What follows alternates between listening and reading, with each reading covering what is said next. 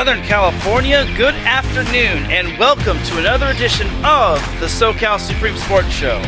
We have a jam-packed show for you all today, as the Lakers and Clippers have begun free agency in the NBA. They've signed quite a bit of players, but which have they scored the biggest on? And the Rams and the Chargers continue training camp, as they kind of had a few injuries, but it doesn't look like it's anything too serious. The Angels, Dodgers, and Padres are still progressing, as they're going to look to try to continue their path to the postseason. And the LA Galaxy are starting to trend in the correct direction, as they just beat Real Salt Lake. Good for them. I can no longer go on a rant about how they disappointed against some of the Western Conference teams. And how about the A-team, April Ross and Alix Klineman, both Southern California products, both winning gold in the Olympics in beach volleyball. How big is that for them, and how big is it for April Ross, who actually went to my high school, fun fact? And we have all that more here on the SoCal Supreme Sports Show. This is Teran Rodriguez bringing you another edition of the SoCal Supreme Sports Show here on IE Sports Radio, your direct feed for all that is sports.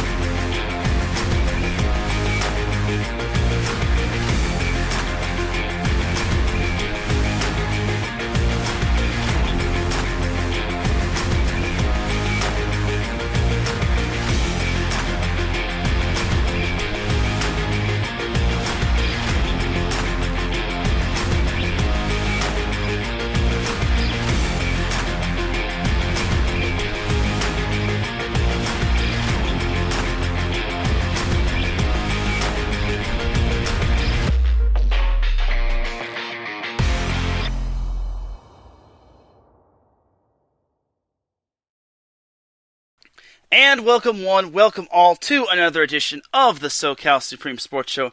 Thank you very much for joining me on this beautiful Friday afternoon. TGIF, everybody. Hope y'all got through the week without too many problems, as we are about to get underway when it comes to this whole Southern California sports action. But first, we have a word from our sponsor. And IE Sports Radio's official sponsor is the Southern California Warriors. As the world of semi-pro sports is unlike any other sports organization. Players pay to play in hopes of so many different outcomes, whether it's playing to get filmed to try out for professional teams, big-time colleges, or playing to stay in shape, because everyone's got to stay in shape, including your boy. No matter what, all semi-pro players have one thing in common, that's playing for the love of the game. The SoCal Warriors have been on a quest to earn titles and give players second chances since 2017, because everyone in this world needs a second chance, for the most part. Whether you're in Southern California or anywhere in the world, give semi-pro sports a chance if you love your sport. You may get that second chance you have been waiting for as an athlete. You can follow the Southern California Warriors on Twitter at SoCal Warriors. And you can follow them on Instagram at SouthernCalifornia_Warriors. And also, the Southern California Warriors are on Facebook by going to the search bar and typing in the word Southern California and the word Warriors. And speaking of the SoCal Warriors, they actually have their schedule released, and their first game is actually in 8 more days, which is the 14th. The 14th of August. So their games are mainly on Saturdays, if I'm not mistaken. Yes, it is. Their games are all on Saturdays, because who wants to play pro sports on a Friday? Fridays for high school. So thank you to the Southern California Warriors for being the official sponsor of IE Sports Radio, your direct feed for all that sports. And you can follow IE Sports Radio on Twitter at IE Sports Radio and on Instagram at IE Sports Radio. And by following our website, www.iesportsradio.com. iesportsradio.com. And iSports Radio is also on Facebook, as you could just type in the word IE, the word sports, and then the word radio. And then poof, you'll be able to follow them on Facebook as well. So without any further delay, let's get started, shall we? So let's discuss some NBA talk. So the NBA here, free agency has obviously started, and the Lakers kind of went a little hog wild when it came to the free agent market, as they needed to kind of rebuild their team. As before we continue on, we gotta say hello to the chat room, saying hello to my boy Marcus Los Great, saying what up, what up, what up. No, good to hear from you, Marcus. And then Pierre Moss says, have a great show, Teran. Thank you, Pierre. I appreciate you. So anyway, now for the free agent talk. So I actually kind of quote tweeted this like as the news went on, just so I kind of wouldn't forget. So the Lakers, first and foremost, signed Trevor Ariza, which he actually had a stint with the Lakers, and he was a former UCLA Bruin. So Trevor Ariza is back with the Lakers, and he was a part of the 2009 and 2010 team, if I'm not mistaken, that won back-to-back championships. So that's cool. And then Wayne Ellington Jr. is back with the Lakers, as he had a short stint with the Lakers back, I think, in like the mid-decade from last decade. And now he's back with the Lakers, and I hear he had a good shooting season last year when it came to the field. So there's that. But as some Lakers were signed, some Lakers departed, as Alex Caruso, unfortunately, signed with the Chicago Bulls, which broke the hearts of every Laker fan. So, unfortunately, that was a big loss for the Lakers, but the NBA is a business, and he wants to get paid. And I don't think the Lakers did a good job to, keep him on board, but it is what it is. But then the Lakers they brought back Dwight Howard, as he had a one-year deal with the Sixers, and now he's back with the Lakers. He was a part of the Lakers championship team in 2020, and he was also part of the Lakers in 2012 and 2000. I think it was just 2013 actually, back when Kobe Bryant tore his ACL. So there was that. And then over to the Clippers, we have Nick Batum, who is signing a 2-year deal to stay with the Clippers. So that's a big re-sign right there, because Batum was a great defender, and also he helped the France team advance to the gold medal match where they will be taking on the USA. So that's a good little signing for the Clippers. And then back to the Lakers, they also signed Kent Bazemore from the Golden State Warriors. Now, Bazemore also had a brief stint with the Lakers, and then he went around the NBA. I believe Bazemore won a ring with the Warriors, if I'm not mistaken. And every Warriors fan gave him grief, saying, oh, he's nothing but a bench warmer. But if the Warriors kept Kent Bazemore, would they be saying anything? I don't think so. So, I don't know. Either way, the Lakers signed Kent Bazemore and whatnot, so good stuff. And then the Lakers also saw Andre Drummond go out the door, as he signed a 1-year deal with the Philadelphia 76ers. I kind of wanted the Lakers to keep Andre Drummond, but they have a lot of big men at their disposal, as they have Dwight, they have Marc Gasol, Anthony Davis, who can sometimes play the 5, but I could see him slipping back to playing the 4. So there's that. And then something that probably tickled the fancy of LeBron James is that the Lakers also signed Carmelo Anthony to a 1-year deal. So this is kind of overdue, seeing LeBron and Carmelo on the same team, but these two they've been teammates, but they haven't been on the same team. They're from the same draft class, where LeBron was drafted first and Carmelo was drafted third by the Nuggets.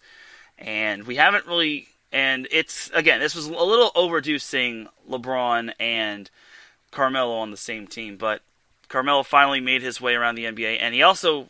it took a while for him to get to the Lakers as well, so there is that. And then the Lakers got a little youthful, as everyone was bagging on the Lakers, saying that they were too old and they were having a retirement home, as Malik Monk joins the Lakers, as he had himself a solid season with the Charlotte Hornets.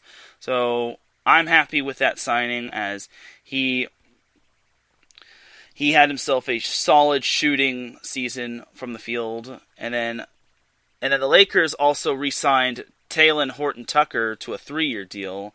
And that Malik Monk, I don't know how long the Malik Monk signing is. I think it's 2 years, but the Lakers are kind of giving most of the players that they sign like 1 or 2 year deals with 3 years at the max. So Talen Horton-Tucker is staying a Laker, as he signed a 3-year, $32 million deal. And then for the Lakers, they signed another youngie in Kendrick Nunn, as he signed a 2-year deal with the Lakers, and he actually turned down a significant more amount of money just to chase the title with the Lakers, which is kind of surprising. But it's cool because Nunn had himself a solid season with the Miami Heat, and I think he's going to do great things for the Lakers. And the funny thing is that the Lakers traded Kentavious Caldwell-Pope away. So they got rid of the Pope and brought in a Monk and a Nunn. So I cracked myself up. It wasn't all that funny, but it is what it is. So Kendrick Nunn is a Laker. And then, unfortunately for the Lakers, but I guess not too unfortunately, the Lakers waived Alfonso McKinney, which is entering free agency, so there's that as well. So, cool stuff. And also, I heard I feel there was other, and I guess that was it for the Lakers when it came to signing players. Unfortunately, they didn't land Andre Iguodala, which I would have liked to have seen sign with the Lakers, because that would have given them more defensive depth. But then everyone would have probably said, "Oh, Iguodala's washed," where Iguodala is now signing with the Warriors. So I'm pretty sure they would have badmouthed him for going to the Lakers, or badmouthed the Lakers saying they're so old. But now they're not saying a peep because he went back to the Warriors. So.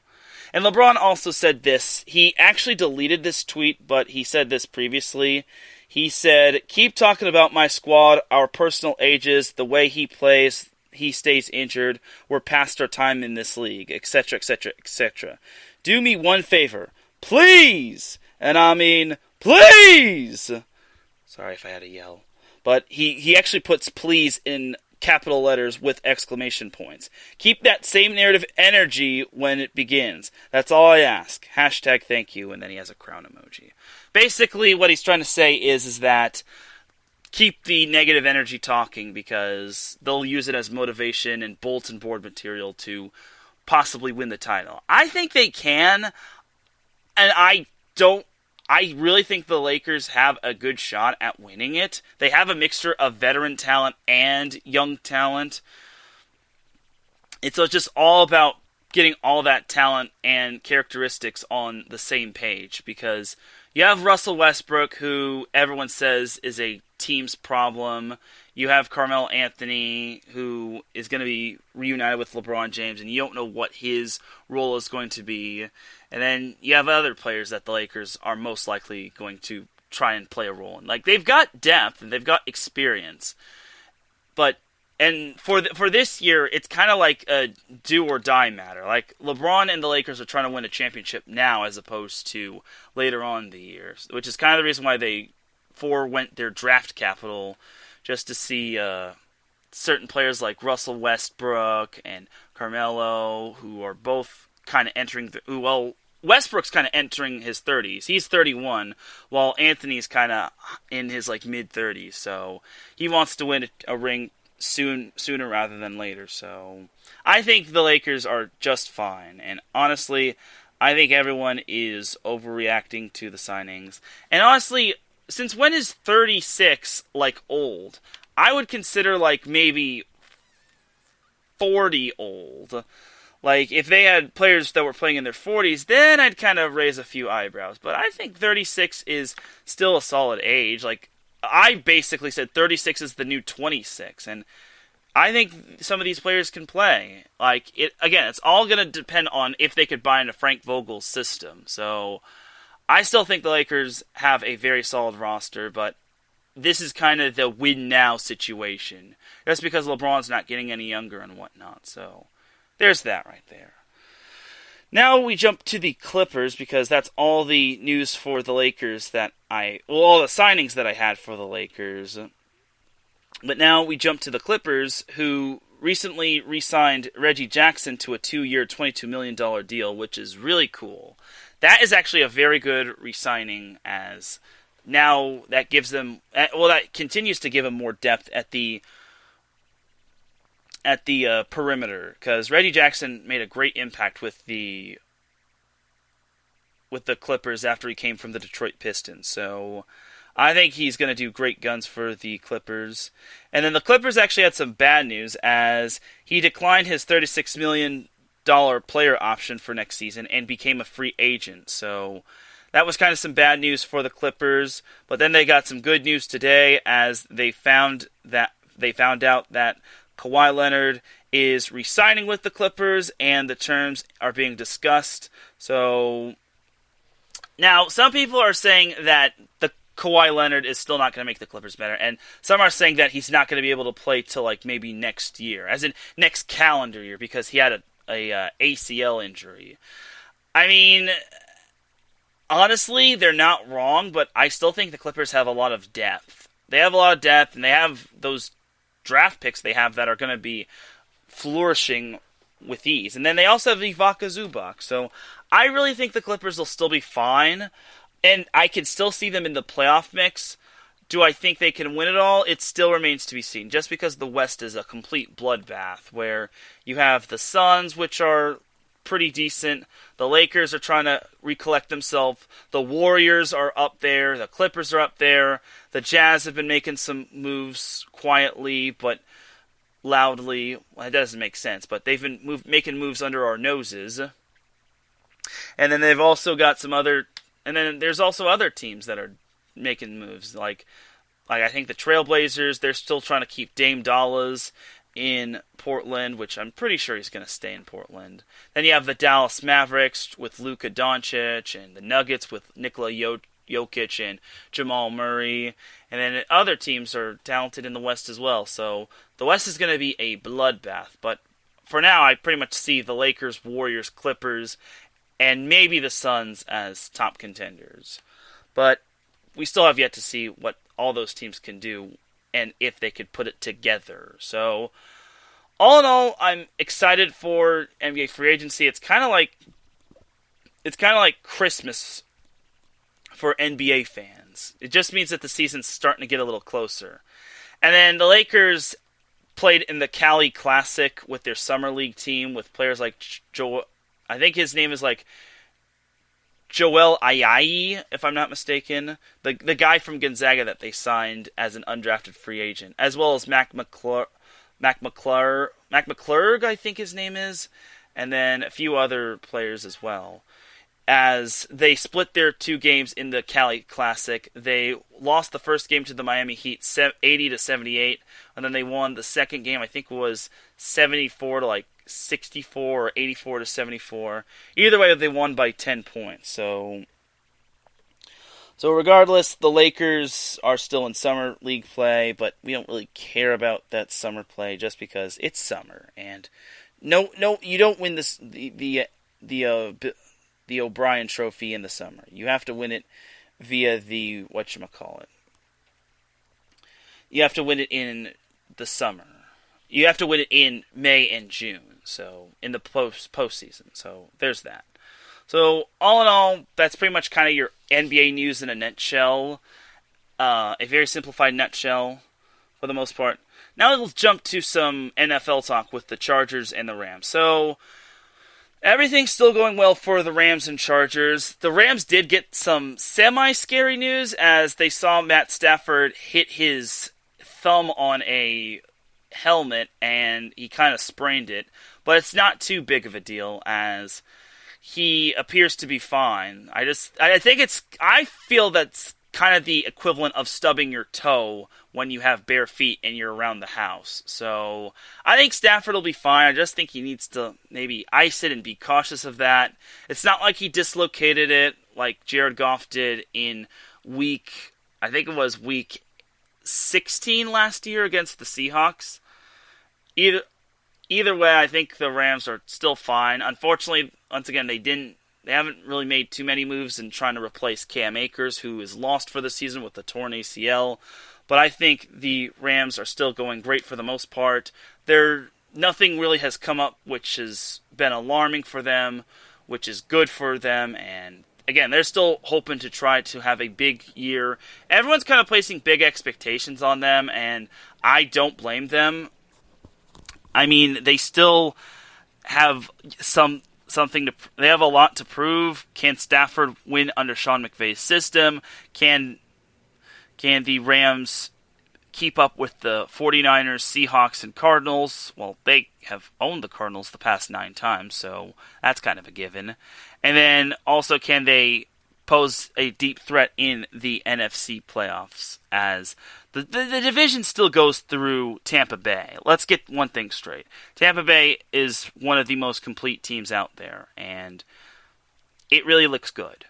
And Tom Brady is looking for ring number 8, so it wouldn't shock me if we saw the Bucs back in the Super Bowl. So I think they might be starting to become the New England Patriots from the last 2 decades in this decade. So it's a little early to say that, and I don't think that's really a good comparison, but it is what it is. So let's jump over to the Chargers. So the Chargers also kind of had a few, I wouldn't say big injury news. Their right tackle, Brian Bulaga, did have ice heavily wrapped over his hand, but it doesn't look like it's too big of an issue for Bulaga, as he unfortunately it appears he's fine, and it was just probably like some little sprain or something. I think he's still fine. Otherwise, we would have seen Ian Rappaport saying Brian Bulaga suffered a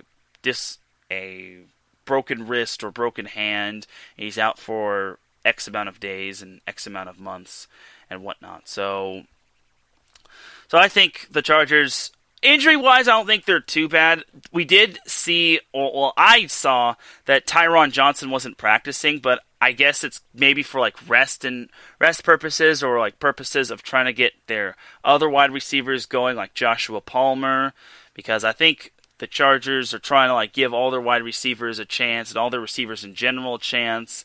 And one of the players that have actually stood out for the Chargers in their draft is Rashawn Slater, their offensive tackle, which is a great sign for them, because I believe if I'm not mistaken, he had one-on-ones with Joey Bosa and a few other defensive tackles, and it says here, according to Ari Meirov, offensive tackle Rashawn Slater of the Chargers had 4 one-on-one drills at training camp. He went up against Joey Bosa, not Rashawn Slater. I was going to say Rashawn Jenkins, but he's not on the team.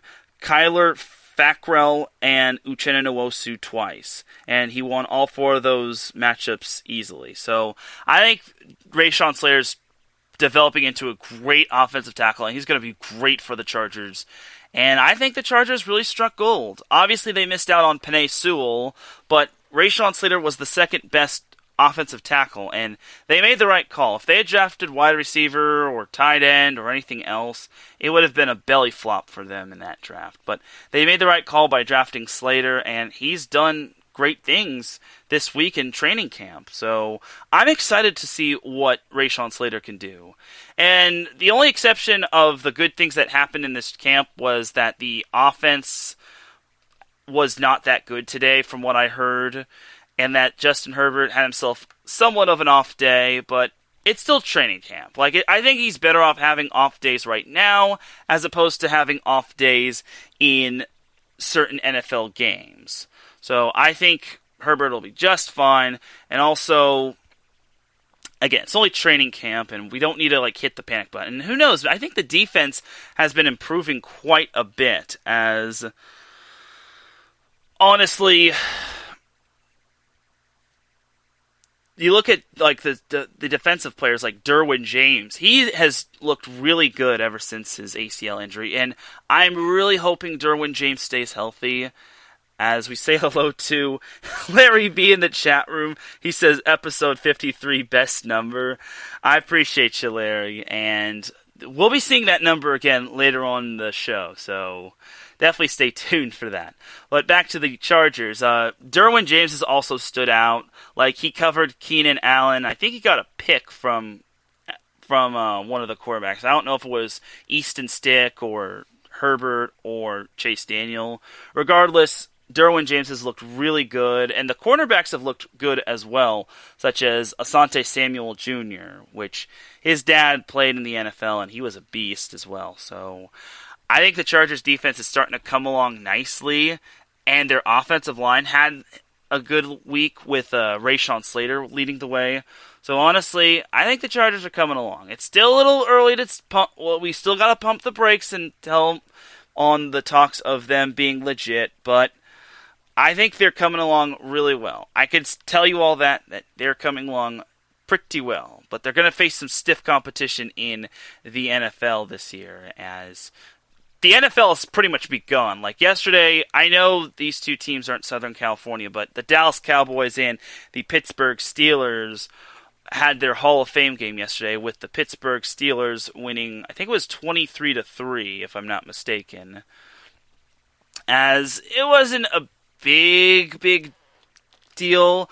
Former Charger Kalen Ballage did score a touchdown, which cool stuff. As he actually rammed his way into the end zone, and I'm thinking, why didn't the Chargers bring this guy back? I mean, I know the Chargers were trying to build their O-line. I understand that, but I think they would have loved to have Kalen Ballage, as now he's going to be serving another running back purpose with the Pittsburgh Steelers. And as far as the running back two for the Chargers, it's most likely going to be Justin Jackson. Austin Eckler is going to be running back one, and Justin Jackson's a decent running back two option. He's not the best, and this is kind of where I wish they still kept Ballage, but last year it didn't help that Jackson was hurt, so I think a healthy Justin Jackson could prove to be nicely for the Chargers and their run game. Although it's not going to revolve too much around the offense, as it's not going to be like super run heavy like it was with Anthony Lynn. Like, it's going to be a balanced attack, and then the defense is going to have a good little defensive strategic strategy going in, and I trust Brandon Staley. I think Staley's doing a great job, and everyone's buying into his system, and I think every Chargers fan, and yes, there are some Chargers fans, I've been seeing some at their training camp, have every right to be excited. So we'll see what happens going forward, but I like what I'm seeing so far. So that's going to do it for the training camp for the Chargers. Let's jump to some MLS action. Now, last week I went on a little bit of a tirade last week, as I wasn't too happy with the Galaxy's performance against Vancouver, as they got stomped on 4-0. But last Friday when they took on the Portland Timbers, they beat them 4-1, which was a much better performance. And I was like, that's much more like it. And that's the Galaxy we've all come to know. And then this past Wednesday, they defeated Real Salt Lake 1-0, which is a great thing to hear, because now the Galaxy are starting to beat teams like kind of on their level. I understand they were kind of beaten up as the season went on, and they had a few guys out because of whatchamacallit, because of the World Cup and whatnot, but now they're gaining more ground on Seattle and Sporting KC, which are actually tied for the top spot in the Western Conference. Sporting KC actually has the tiebreaker over Seattle. And they also have the better record. So the Galaxy are only 2 back of both those teams as they sport a 1-6-1 record. 10-1-6 record. 10 wins, 1 draw, 6 losses. So the Galaxy are looking very fine, and I'm actually happy that they're back on track. Now it's just a matter of, can they stay on track? So this Sunday, the Galaxy will stay at home as they defeated Real Salt Lake 1-0 at Dignity Health Sports Park, as the Galaxy will face Vancouver on Sunday at 5 p.m. Pacific time. So if there's anything the Galaxy learned from their last encounter with Vancouver, it's that they can't underestimate anybody. Like, if they want to keep gaining ground on Sporting KC and Seattle, they can't afford to lose games that they shouldn't lose against. It's kind of self-explanatory, and I know it's a little cliche, but their schedule starts to pick up quite a bit, as next Saturday they also have Minnesota. They have to travel to Minnesota to take on Minnesota. Minnesota is number 6 in the Western Conference, and I think that could be somewhat of an early playoff preview. It's still a little early to say, but Minnesota is indeed up there. And then they return home on Tuesday, August 17th to take on the Rapids of Colorado, which, honestly, looking at Colorado, they're actually right behind the Galaxy. So that's a huge match in the Western Conference, especially since they're only 4 points behind. And then Friday, August 20th, the Galaxy will stay at home to take on the San Jose Quakes. And then the Galaxy close out the month in El Tráfico against LAFC. And they have some more games. Oh, yeah, they have 5 games in September and October, and then 2 games in November. So there is that right there. And honestly, I'm glad they finally turned the corner. I was like, after I did the SoCal Supreme Sports Show, I saw their score against Portland, and I'm like, there's the LA Galaxy we know and love. Like, I thought to myself, I can now save my voice for other things going forward, so I don't have to, use it to, go crazy when the Galaxy lose a game that they're actually supposed to be favored in. So, the Galaxy did some good work this past week, and I'm happy for them. So, now we jump over to LAFC. LAFC only had 1 game this week, as they took on the ever-so-talented Sporting KC, and got demolished against Sporting KC, losing 4-1. Yike-a-roni. As this one was over by the time halftime rolled around. Sporting KC was up 3-0 at the half, and I'm like, oh my god, that's embarrassing. At least the Galaxy kept their game close against Sporting KC. Sporting KC was able to score in the latter part of the game, and they eventually scored a dagger goal, which basically clinched the game for them, or match, as you soccer studs like to call it. LAFC didn't even score till the 82nd minute, and I'm pretty sure by that time the Sporting KC called off the dogs and threw in their reserves, because they were up 4-0 by the time LAFC scored. So that's kind of, I won't say it's embarrassing, but it's rather disappointing, because they lost at Bank of California Stadium, and 4-1, that's very one-sided. So it just goes to show you that LAFC is not quite there yet when it comes to taking on those higher-ranked teams in the Western Conference. But Sporting KC is good. There's a reason why they beat Seattle. There's a reason why they're on top of the Western Conference. They have the same number of points as Seattle. So I think Sporting KC is as good as advertised. So we'll see what happens with Sporting KC. Except we don't really care for Sporting KC. It's Kansas City. If you want more Kansas City talk, check out Brandon Buck, a.k.a. The Franchise, every Tuesday at 3 p.m. Pacific Time, 5 p.m. Central Time with Kansas City Sports Talk. He does an outstanding job, and he also talks a little about wrestling and whatnot. So definitely do check that out, and he talks all things. And he also talks Kansas basketball and Kansas State football.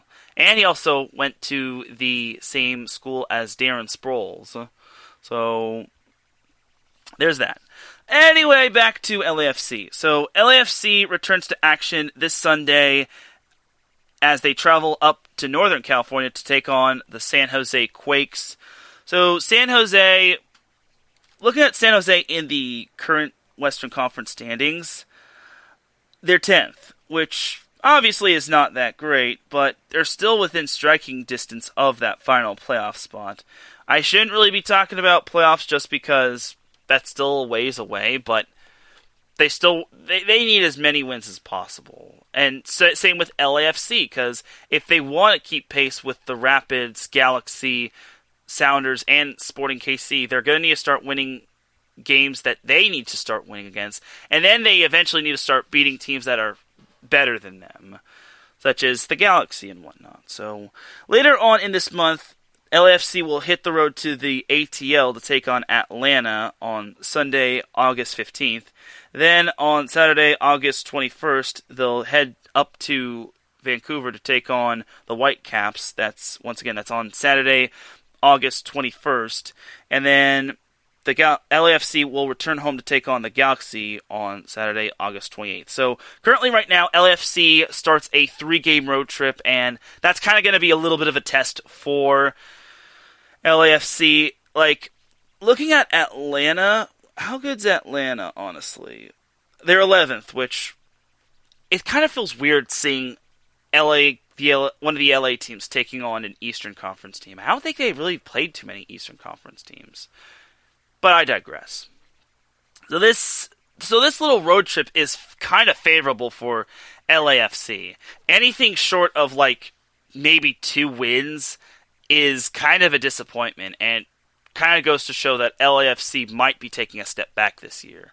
Like, they're so much better than they were when they started out, but honestly, I think they're not as good as they have been in the past. They certainly weren't as good last year when they finished 7th, and they got bounced by Seattle. So honestly, it still remains to be seen if LAFC is for real or for fake. So we'll have to wait and see.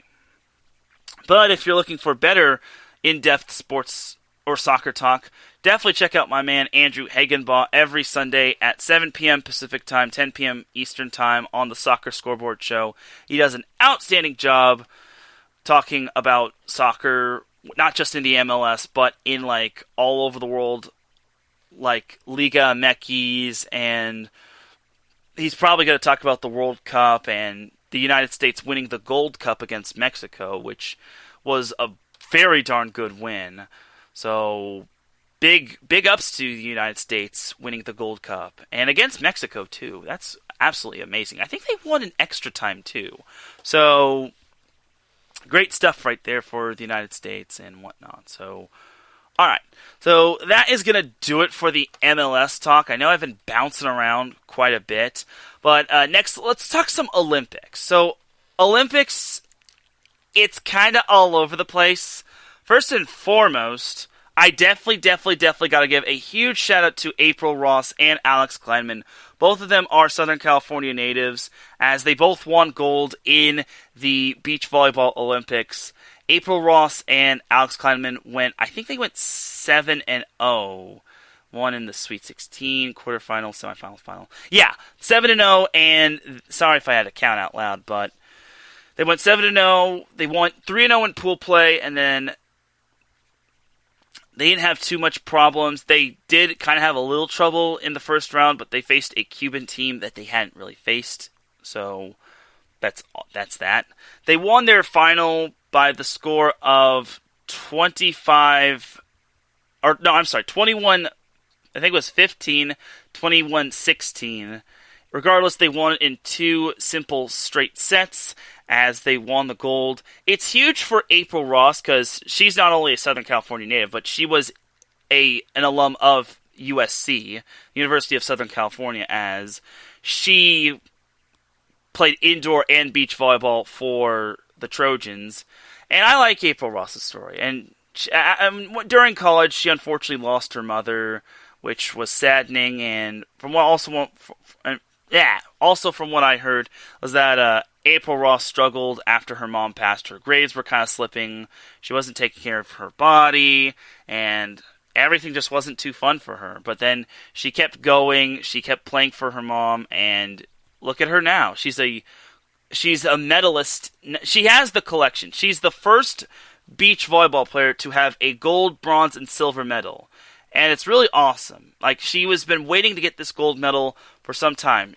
She and her then partner, I forget who her partner was back in 2012 was. I think it was Jen Kessie. But April Ross and her partner won silver behind Misty May Trainer and Carrie Walsh Jennings. Then in the 2016 Olympics, April Ross, and I think her partner was Carrie Walsh. I'm not sure. I'd have to go back.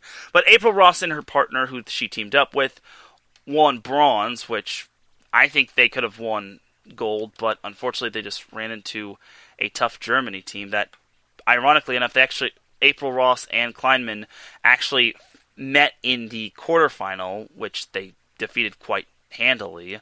So now that April Ross has the collection of bronze, silver, and gold, she has made history because, once again, she is the first beach volleyball player to have a gold, silver, and bronze medal for women's volleyball.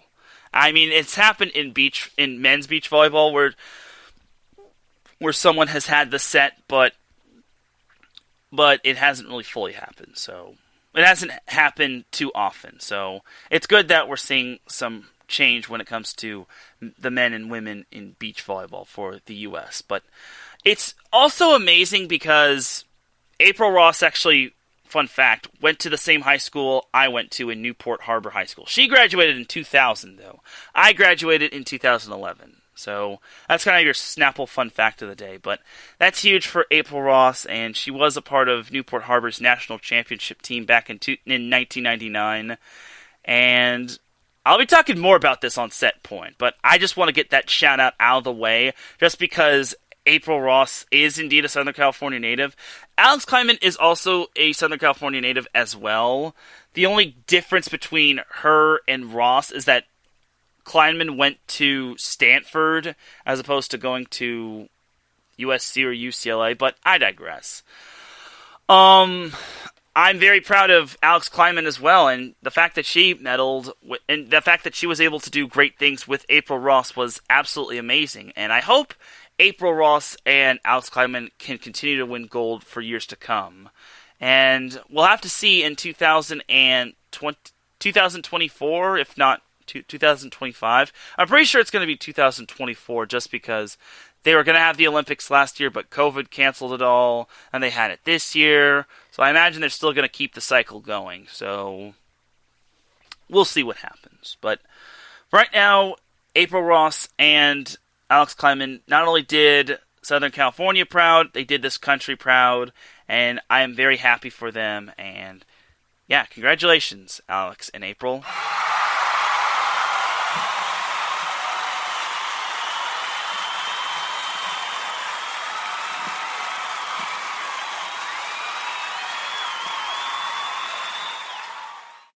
And it was really fun, too. I saw the entire final, for the most part, especially that second set where April and Alix both went on a 10-0 run to turn a 2-0 deficit into a 10-2 lead for them.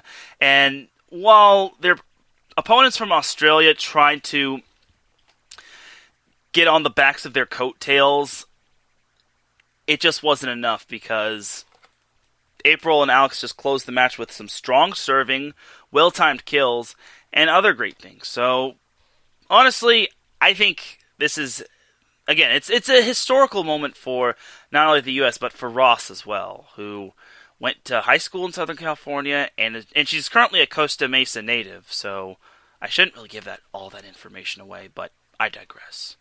But it's great for April Ross and Alix Klineman, Alix Klineman as well. So that's pretty much that for that little shout out. I also gotta give a shout to Tina Gradina when it comes to beach volleyball. She and her partner, I'm probably gonna butcher the last name, but Anastasia. Yeah. Tina Gradina and her partner basically made it to the Final Four of the Olympics. Unfortunately, they lost to the very talented Australian team in 2 sets, and then they lost to Switzerland in the bronze medal game in 2 sets, so they finished 4th. But that's pretty darn good. And the reason why I'm giving the Tina Gradina and her partner from Latvia a shout out is because Tina Gradina is actually a USC Trojan, so I gotta give her props. It really sucks that she didn't get to the gold medal match, but I think it's kind of because of experience. And that pair from Australia, Clancy, and I forget the other one's name. Regardless, that pair from Australia had more experience than Gradina and her partner, so they'll be back in the near future. Like, they've definitely put Latvia on the map in terms of beach volleyball, and I can't wait to see what Gradina can do. And I also can't wait to see what Gradina can do for USC, so there's that.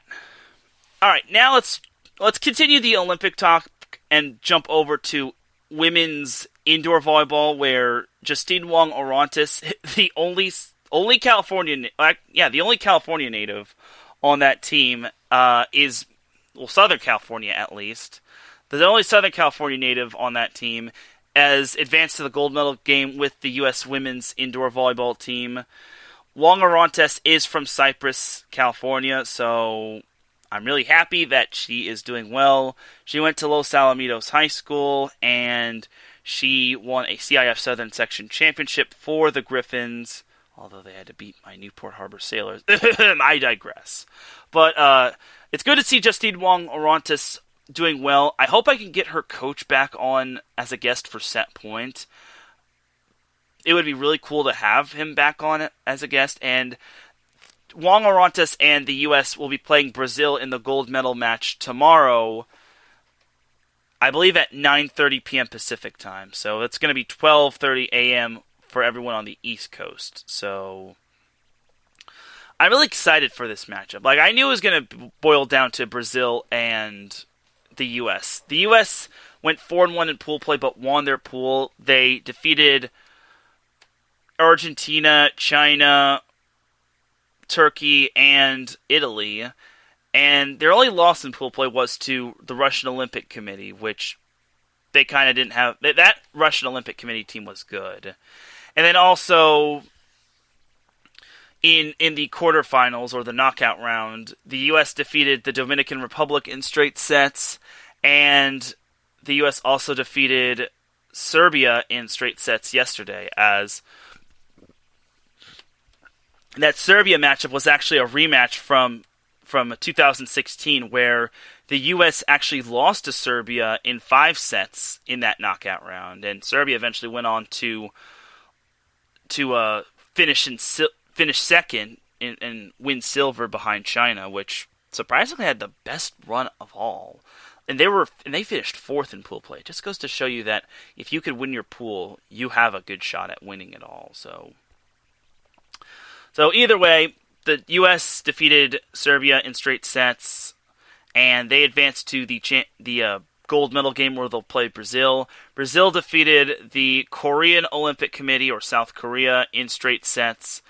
Brazil actually they didn't really struggle against this team, but they struggled against the Russian Olympic Committee, as they had to beat them in 4 sets. But that Russian Olympic Committee team is really, really good, and there's a reason why that team was able to defeat the U.S. They had tough serving, they have some good pin hitters. Like, ROC took the first set, but then Brazil wound up winning the next 3 sets. So I think that first set was kind of a wake-up call, and ever since, Brazil has not lost a set since then. So I'm really looking forward to this Brazil versus the United States matchup.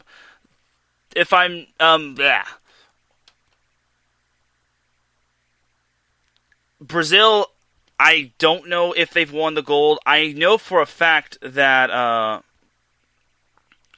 that the U.S. has not won a gold medal when it comes to women's volleyball, which is kind of surprising because they have such great teams year in and year out. Okay, so Brazil has won gold. They won gold in the 2012 Olympics, which ironically was against the U.S.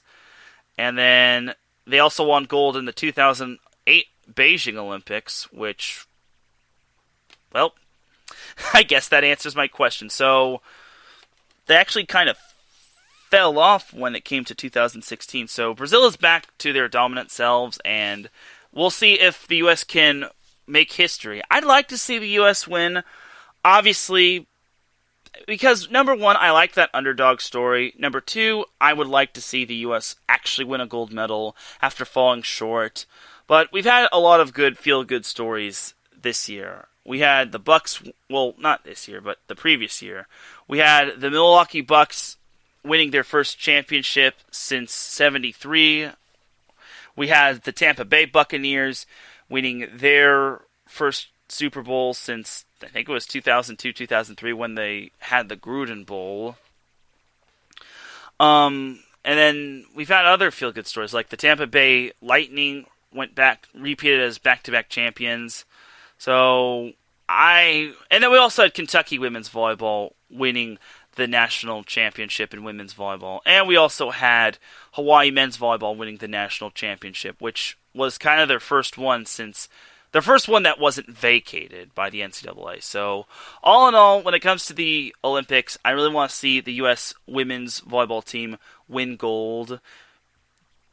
And also because they're theoretically ranked number one in the nation. It's probably changed to like number two because they did lose to the Russian Olympic Committee, but they also lost their opposite. And speaking of the U.S. women's volleyball team, they are back to full strength for the most part. They did not have Jordan Thompson and Jordan Poulter prior to the semifinals, but both Poulter and Thompson are back. Poulter is back setting for the U.S. while Thompson is on the bench. Like, she can play, but it looks like Annie Drews, who is from Indianapolis, has been doing great guns. And by the way, Justine Wong-Orantes plays one of the tougher positions in volleyball as the libero, as she basically is doing all that she can to like keep the ball up, and she can't get any kills or successful spikes to try to get the U.S. points. And she doesn't go into serve, so I don't think most liberos go into serve when it comes to pro volleyball, but I digress. Well, that's going to do it for the Olympic talk, as we're actually going to take ourselves a quick little break. When we come back, we're going to discuss some MLB and some other baseball, and not baseball, some other Southern California news. And we also have some not so good news when it comes to high school football. So, by the way, we also have the Dum Dum of the Week award. So keep it locked as you're listening to the SoCal Supreme Sports Show here on IE Sports Radio, your direct feed for all that is sports. We'll be right back after this.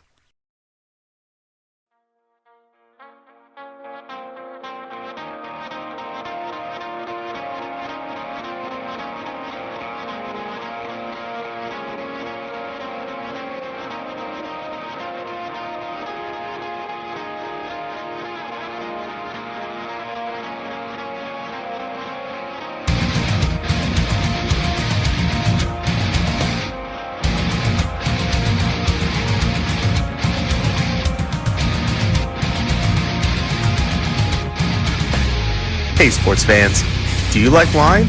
Well, we've got the show for you. This is Let's Wine About Sports, a show where we talk about wine and sports simultaneously. From the classic Cabernet Sauvignon all the way down to the grapes that you've never even heard of before. Oh yeah, we cover it all. And we'll talk about a little bit of sports as well. Football, hockey, collegiate, women's sports, it doesn't matter. We're going to talk about it all, and we're going to whine about it all. So join me Monday at 8 p.m. on IU Sports Radio, your direct feed for all that is sports.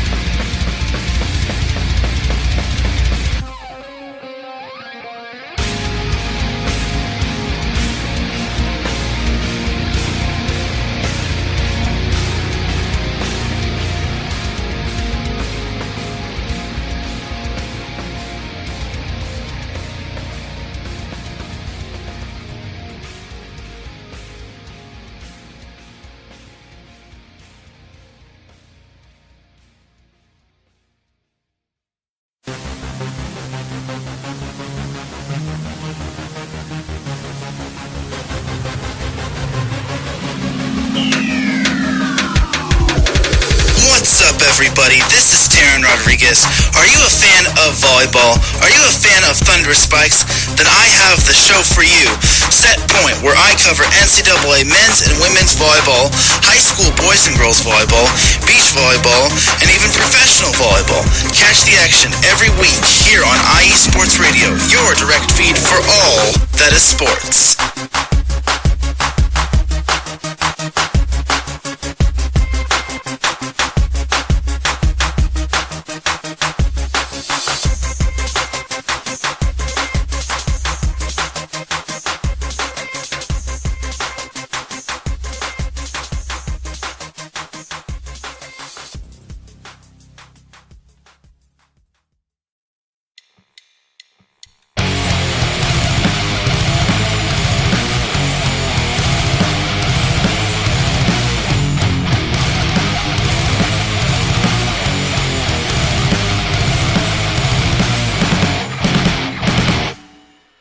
College football, and do you want to hear a college football show dedicated to all that is college football, including junior college and the CCCAA and the NJCAA, the NAIA, and the NCAA, including Division III, Division II, Division I AA in the FCS, and Division I A in the FBS.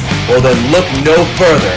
Join myself, Larry B., and my colleagues, Mr. H-Town Blake Henley, and Mr. Christian Espinoza, each week during the college football season for the latest in college football on 3 and Out College Edition, right here on IE Sports Radio, your direct feed for all that is sports.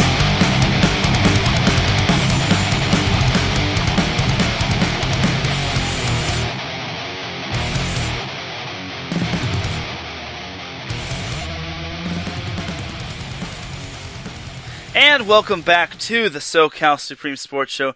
You could check out all of our amazing shows here on many streaming platforms such as Spreaker, Apple Podcasts, Google Podcasts, YouTube, Spotify, iHeartRadio, Deezer, Podcast Addict. The list goes on and on. And this show finally has been included on other streaming platforms. It took a while, but they finally drafted the SoCal Supreme Sports Show to being a part of different streaming networks or podcast platforms. So, okay, it wasn't that big of a deal, but we are back with segment number 2 for the SoCal Supreme Sports Show. Before we get into the MLB, let's jump into some high school basketball. High school football news. So, this is kind of some bad news, and while most people not in Southern California don't care, it actually does kind of matter. Just because, well, for starters, this matchup is not going to be happening, and unfortunately, the reason being is because of COVID, but the Mater Dei versus Corona Centennial matchup has been canceled due to an outbreak from the Corona Centennial. Well, not an outbreak, but from close contact. Due to a close contact tracing from the Corona Centennial football program, and they actually released this in a press release. And here's the press release. Out of abundance of caution, the Centennial Husky varsity and JV football teams will not compete in the upcoming competition against Mater Dei scheduled for August 20th, 2021 at Centennial High School. This determination was made as a result of 2 players testing positive for COVID-19. Although these cases were contracted outside of the campus, it was determined that the 2 players did have close contact with 2 separate cohorts within the football program. Close contact is defined by the Centers for Disease Control and Prevention, aka the CDC, as someone who was within 6 feet of an infected person for a cumulative total of 15 minutes or more over a 24-hour period.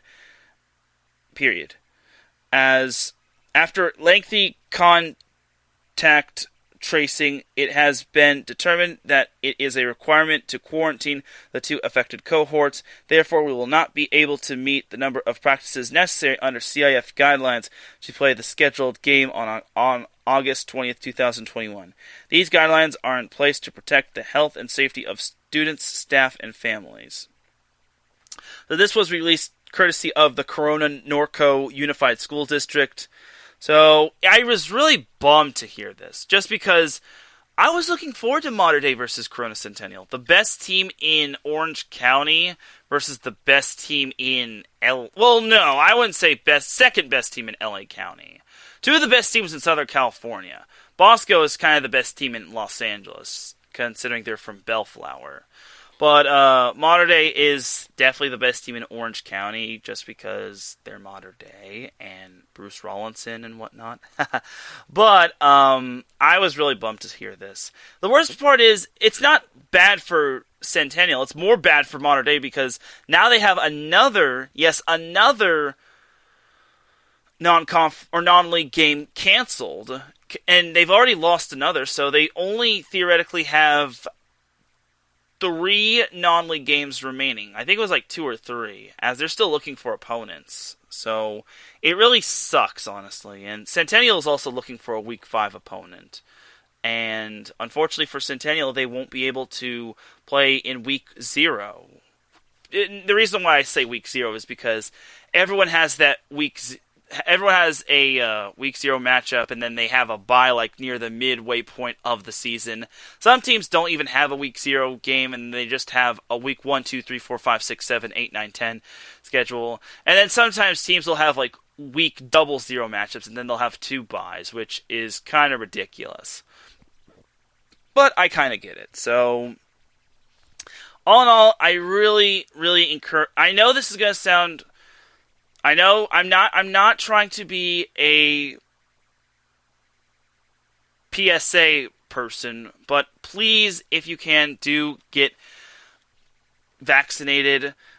If you don't want us to go backwards and go back to wearing masks and go back to having sports canceled and go back to having everything being socially distanced, please, please, please get vaccinated. I keep saying this every ending of my shows. If you're not vaccinated, please get vaccinated. I don't just say that just because I like to have filler or I like to have fun, but please, Southern California, get vaccinated. It's not as bad as it is in Orange County, but it's kind of getting up there in LA County, and I'm a little concerned. Like, I have been hearing that some parts of California have been going back to a mask mandate, and also in Orange County, if you're in indoor facilities, you have to wear a mask, which I'm concerned now. So, all in all, we got to get everything back to normal, and we got to make sure that we don't get anything canceled when it comes to sports. So, please, for the love of God, get vaccinated. I don't care if you have a reputation to uphold. And this is just for Southern California. This is for anyone who hasn't gotten vaccinated, period. I highly encourage it, and especially for you Southern Californians, please do get vaccinated. I promise you, it's no big deal. I don't want to hear your whole little ego overinflating and saying, oh, I don't need the vaccine. This whole thing is just a myth. No, it is not just a myth. It is for real.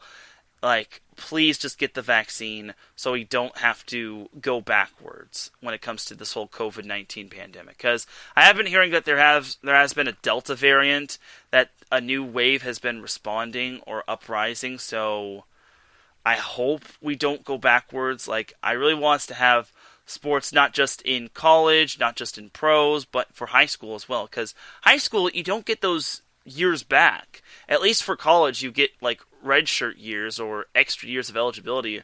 But once high school is done, once you're done with high school, you're done with high school. You can't get those high school experiences back, whether it's for sports or whether it's for extracurricular activities. So do the right thing, people. Just get vaccinated and just shut up. Okay, maybe not shut up, but just please do get vaccinated. Especially you, Southern California. I also encourage this to everyone else, but it is your choice, and you also have. But it is also your choice to go back to having a mask mandate, for you to get vaccinated, so we don't have to have a mask mandate, or for you to basically be in the hospital where your loved ones are worried. So that's kind of my little mini PSA. So let's go back to some happy news. Well, kind of happy news. Let's go to some MLB, and then we'll have the Dum Dum of the Week award, and then we'll send you all on your way, because maybe, just maybe, we might be having another show go live, but it isn't set in stone. So the Angels, Dodgers, and Padres have been having they've been having a solid week. Like, let's start with the Angels. So this past week, they beat the Texas Rangers 3 out of 4 times. On Monday, they dropped the first game to the Rangers 4-1, which made me sad. But then they rebounded nicely by taking the second game 11-3 on Tuesday. Then on Wednesday, the Angels beat the Rangers 2-1, and then the Angels defeated the Rangers yesterday, which was Thursday, 5-0. In their previous series against the Oakland A's, they dropped 2 out of 3 they dropped 3 out of 4 as they lost the first game 4-0. They lost on last Thursday. Last Friday, the Angels lost to the Athletics 2-0. And then last Saturday, the Angels beat the Athletics surprisingly 1-0, which I was very surprised they were able to do that, as Shohei Ohtani was kind of the hero, and it was a miracle that the A's didn't score a whole lot. And then on Sunday, the Angels lost to the A's 8-3. So currently that puts the Angels record at 55-54, which is kind of surprising. If they were in, if they were in the AL Central, then maybe they'd have a chance, but no, they don't. Like, they'd still be further behind the White Sox, which, does anyone remember when the Angels beat the White Sox back on opening day and the opening day series? Yeah, those were some good times. Angels should hang a banner when it comes to winning the opening series of the season, so sorry, Angels fans. Anyway, the Angels have a 3-game series against the Dodgers. It's going to be played at Dodger Stadium, and the series starts tonight at 7:10. Tomorrow's game will be at 6:10, and then Sunday's game will be at 1:10. Unfortunately, these games won't be televised nationally. They won't be on Fox and ESPN. Maybe if the Angels had a better record, maybe we'd see these two teams on national television. Hint, hint, Angels. Anyway, later on in the week, the Angels will have Monday off, but they have a doubleheader on Tuesday against the Toronto Blue Jays. The first game is slated for 3:07 p.m. Pacific Time, and then the second game is slated for 7:07 p.m. Pacific Time. Then the Angels have another game against the Blue Jays on Wednesday at 6:38 p.m. It's at Angel Stadium. And then next Thursday, the Angels conclude their 4-game series against the Blue Jays at 6:38 p.m. Pacific Time, and that's a Thursday, and it's a 4-game series, and surprisingly, the Angels aren't too far off of the Blue Jays. It could spoil the Blue Jays' chances of making the postseason, but let's not get too giddy, Angels. And then next Friday, the Angels have a 3-game series against the Houston Astros, also at Angel Stadium. First game is on Friday at 6:38 p.m. The second game is slated for Saturday at 6:07 p.m. And then next Sunday, the Angels play the Astros at 1:07 p.m. So their schedule is starting to really pick up. Their only breather will be pretty much against the Blue Jays, and that's a 4-game set. So, and then after that, and then on Monday, August 16th, they have a game against the Yankees, which is a makeup game because of rain and whatnot. It kind of does start to get a little bit more breathe easy when they face the Tigers, Indians, and Orioles. The Indians are still pretty good, but they're only like 2 games back of 500. And they're second in their division, but that division has just been a one-horse race with the Chicago White Sox just dominating. So the Angels are fortunate to be 55-54, which is 1 game above 500. I don't know how they're going to beat the Dodgers. David Price is pitching for them, while Patrick Sandoval is on the mound for them tonight. The next game for the Angels, Jaime Barria is on the mound, while Julio Urias is on the mound for the Dodgers, and that's going to kind of be troublesome. And then on Sunday, the Dodgers will have Walker Buehler and Reed Detmers for the Angels pitching. So, yeah, this isn't looking too good for the Angels. Like Walker Buehler is already a problem on its own. Just ask the Giants. And then Julio Urias will also be a problem for the Angels. So, on that note of the Dodgers, that's actually a perfect segue to go into the Dodgers and how they have been doing. So, the past 2 days, they split a 2-game series against the Houston Astros. The first game, the Astros beat the Dodgers 3-0 on Tuesday, and then on Wednesday, the Dodgers beat the Astros 7-5, which was a good comeback, which was a nice little bounce-back win. Then, the previous series, the Dodgers took 2 out of 3 against the Arizona Diamondbacks. The Dodgers shockingly lost the first game against the Diamondbacks 6-5 in extra innings. They've only won one extra innings game this season. That's how sad it is when it comes to facing the Dodgers. You want to have a chance to beat the Dodgers? Take it to extras. And then they're also pretty shoddy in one-run games. I think they're like 13-16, which is pretty disappointing. And then the Dodgers defeated the Diamondbacks 8-3 last Saturday. And then last Sunday, we had the Dodgers shutting out the Diamondbacks 13-0, as they held them to 4 hits, too. So this week, the Dodgers, like I said, they play the Angels. I already said the times. And they're going to be at home. After their 3-game homestand against the Angels, the Dodgers will hit the road. Well, they'll get Monday off, but they'll hit the road to the city of brotherly love to take on the Philadelphia Phillies. The first game is slated for 4:05 p.m. on Tuesday. The next game is slated for 4 o'clock p.m. Pacific time. That's actually going to be on ESPN, which is kind of nice. And then Thursday, the game against the Phillies is slated for 10:05 a.m. So that's pretty much that for the Phillies and Dodgers. Phillies have been up and down, and as long as the Dodgers still have control over the wild card spot along with the Padres, they should be in good shape. And then after their 3-game set against the Phillies, the Dodgers will hit the road to the Big Apple to take on the New York Mets, which I want to say currently leads they lead the NL West, which the Phillies aren't too far behind, and the Phillies have kind of been the most recently hot team in all of MLB, as the Dodgers-Mets first game will be at 4:10 p.m. on next Friday, which is Friday the 13th. Oof. And then next Saturday, the Dodgers and Mets will meet at 4:10 p.m. Pacific time. And then on Sunday, or next Sunday, the Dodgers will meet the Mets at 4 p.m. Pacific time, and they'll actually play on ESPN, which is kind of nice. So, the best team one of the best teams in the NL West versus the best team in the NL East.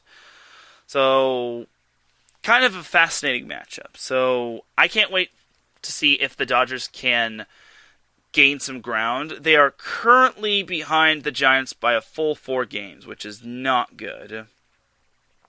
And the worst part is the Giants and the Dodgers have played the equal amount of games, as the Giants are currently down 1-0 to the Brewers. I hope for the Dodgers' sake that the Giants lose. We're not going to talk too much about the Giants just because the Giants are not in Southern California. They're in Northern California. And if you're looking for Northern California sports, definitely do check out Gina G's show, Reppin' to NorCal Sports, every Monday at 3 p.m. Pacific time, 6 p.m. Eastern. She comes on 2 hours before set point. So if you're looking for some Northern California sports talk, definitely do check that out. So lastly, we have the San Diego Padres. The Padres have had kind of their ups and downs as well, as they actually took both of their most recent series, as they first split the series against the Oakland A's. They won the first game 8-1 on this past Tuesday against the Athletics, And then on Wednesday, the Padres lost to the Athletics in extra innings, 5-4 in 10 innings. So that kind of sucks. The Padres did, however, looks like they took they split their series with the Colorado Rockies. So they split their past two series. They won the first series against the Rockies 3-0 last Thursday. Then last Friday, the Padres lost to the Rockies 9-4. And then last Saturday, the Padres lost to the Rockies 5-3. And salvaging a split in the series, the Padres defeated the Rockies 8-1. So good stuff for the Padres, as their next series will be back at Petco Park against the Arizona Diamondbacks, which should be kind of a reliever for them, as the Padres play the Diamondbacks tonight at 7:10 p.m. They face the Diamondbacks tomorrow, which is Saturday, at 5:40 p.m. That one's actually going to be on FS1. And then the Padres take on the Diamondbacks on Sunday at 1:10 p.m. Then on Monday, Tuesday, and Wednesday, the Padres will stay at home to take on the Miami Marlins in a 3-game set. As Monday and Tuesday, the Padres will take on the Marlins at 7:10 p.m.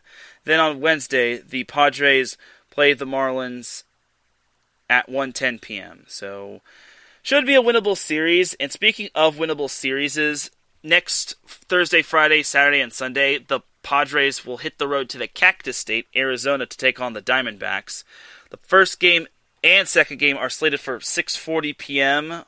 on next Thursday and next Friday. Then on Saturday, the Padres and the Diamondbacks will meet at 5:40, and then on Sunday, the Padres and Diamondbacks meet at 1:10 p.m. So this stretch right here is a perfect time for the Padres to gain ground on the Dodgers and or Giants, because the Giants have been known to not do their part when it comes to winning games.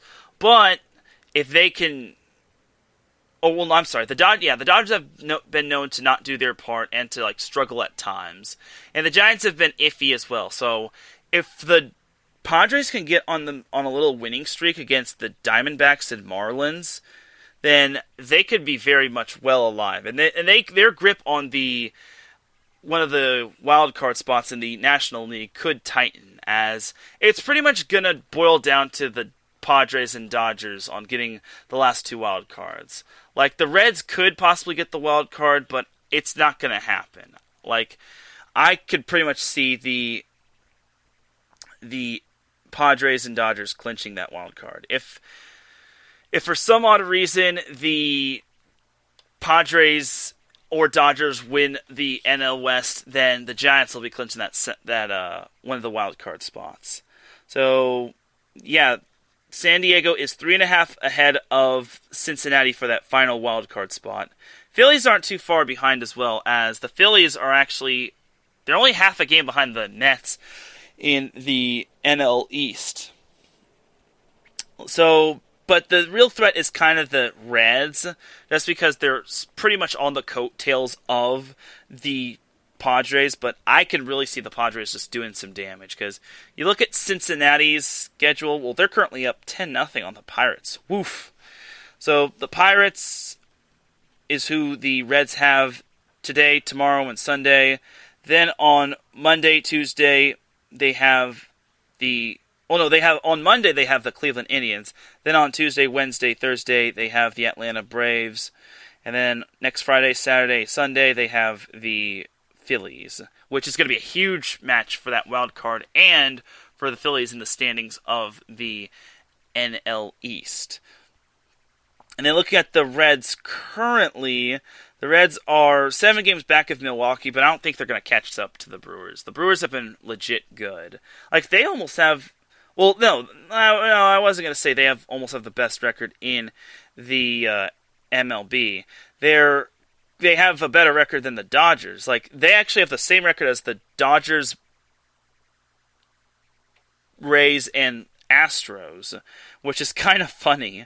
They all have the same record. They have the second best record in the MLB, while San Francisco has been this surprise team. I just hope, for purposes of the Dodgers that the Giants can revert to Peyton Manning mode, minus the Super Bowls, and just belly flop in the MLB playoffs. Sorry, Giants fans. Sorry in advance, except not really. So, all in all, it's looking good. Still looking good for the Padres and the Padres and Dodgers. And Max Scherzer really showed out in his debut against the Astros, which was Game 2.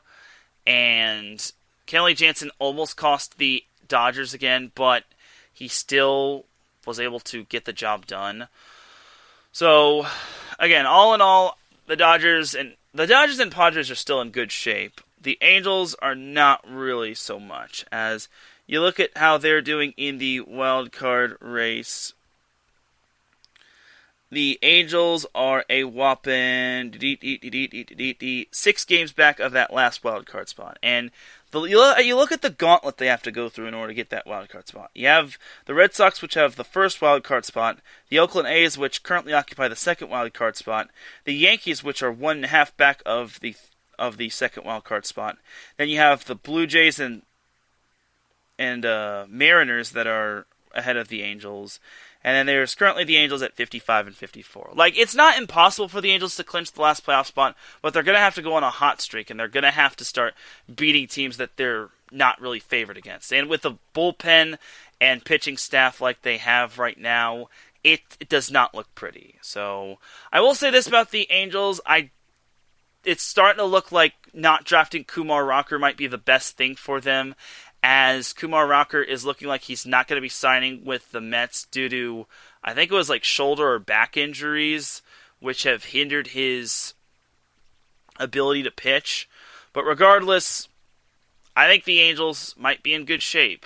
So their pitching looks bright for the future, but as of right now, it doesn't look so bright. But hey, at least they got rid of that one pitcher from the Angels, Andrew Heaney. They sent him to the Yankees. And the funny thing is, if Heaney is pitching for the Yankees on this upcoming Monday, that would be pretty funny. Not this upcoming Monday, August 16th.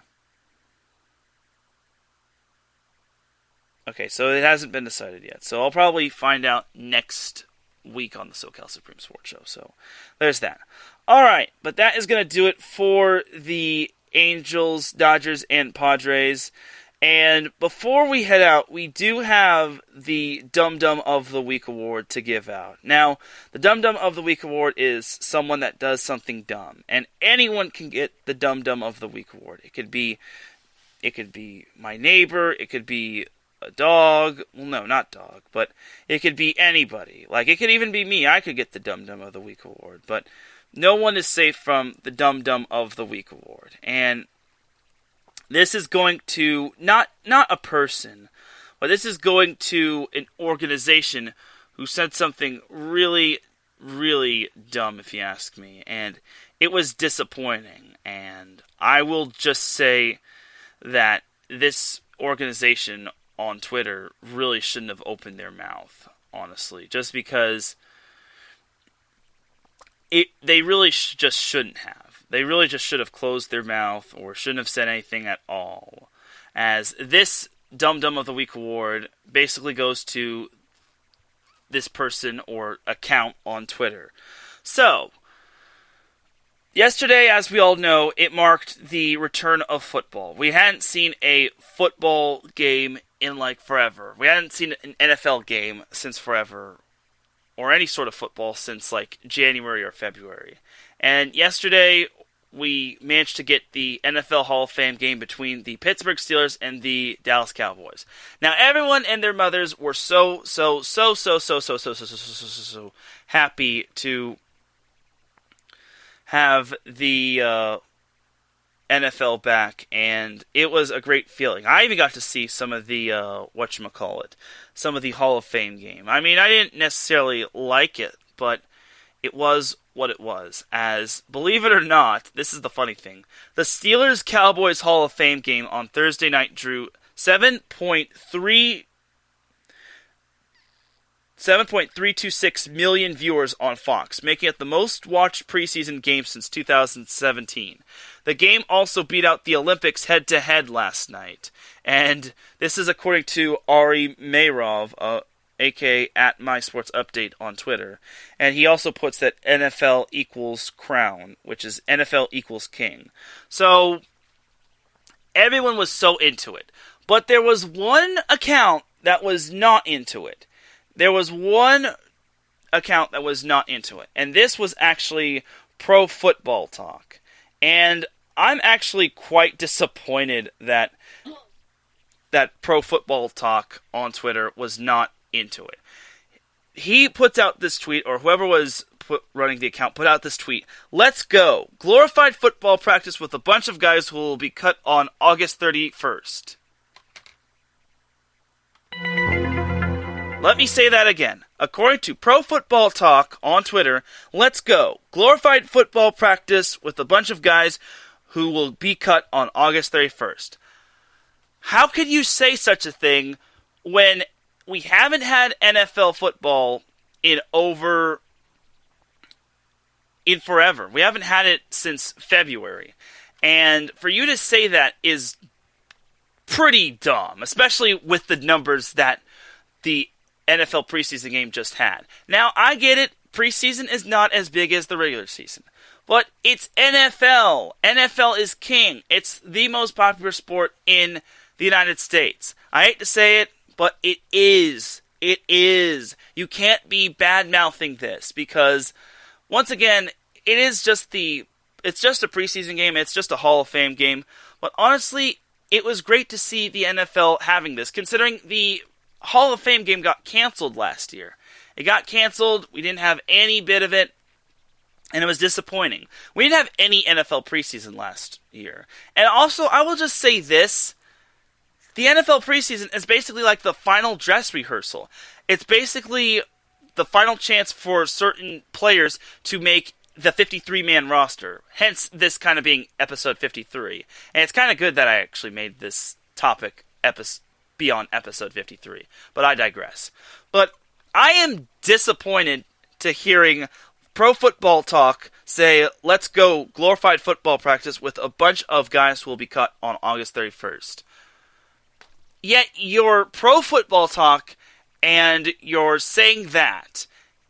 Why? Why would you say such a thing?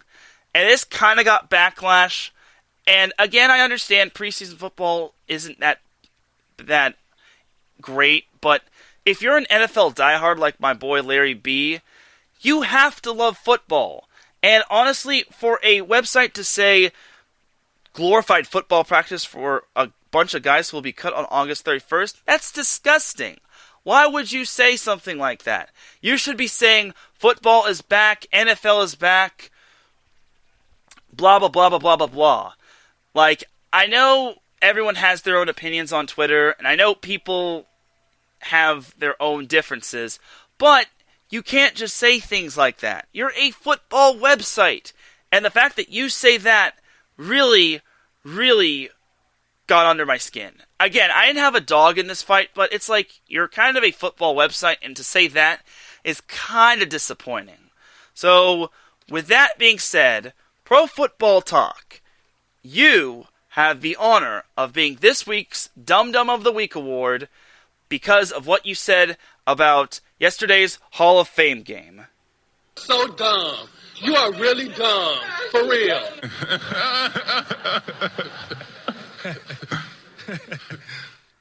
And that, my friends, is all she wrote. And that is going to do it for this week's episode of the SoCal Supreme Sports Show. Thank you all tuning in for this week's episode of the SoCal Supreme Sports Show, episode 53. And I appreciate you listening live or listening on the playback. And without any further delay, let's get on out of here, because I gotta get me some dinner before I lose my appetite or I have to go to bed.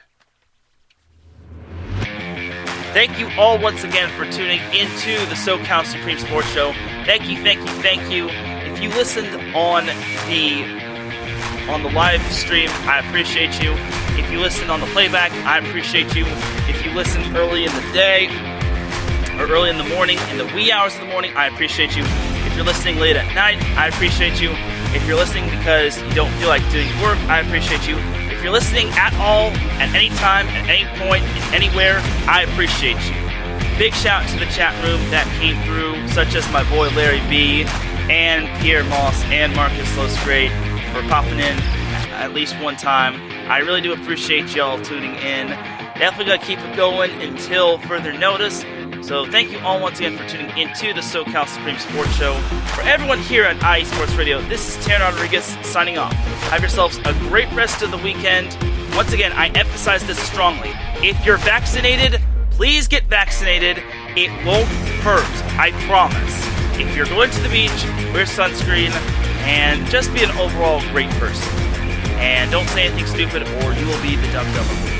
I will see you next time for Set Point. Have yourselves a great rest of the weekend, and remember, SoCal is for SoCal. Peace!